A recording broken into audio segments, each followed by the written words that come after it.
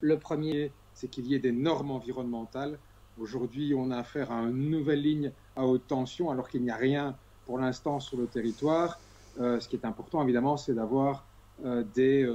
normes environnementales qui assurent le principe de précaution sur la santé humaine, sur l'environnement. Un deuxième élément qui concernait l'association des citoyens pour garantir une transparence complète au processus, c'est-à-dire que l'on mette effectivement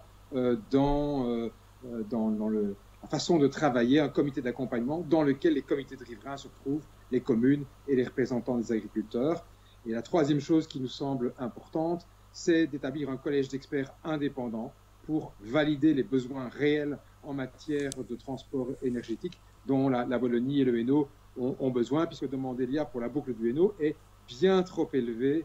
par rapport aux besoins réels. Et à partir du moment où on reverrait à la baisse les besoins d'Elia pour acheminer de l'électricité en Hainaut et en Wallonie, eh bien on peut alors passer sur des technologies qui sont beaucoup moins impactantes sur le territoire. La conclusion de la motion que j'avais déposée, c'est effectivement que l'on puisse dire ça clairement et que donc le projet d'Elia, il passe aujourd'hui à la poubelle et qu'on recommence en posant les bases. Et quelques heures avant le vote, la majorité est venue avec un texte.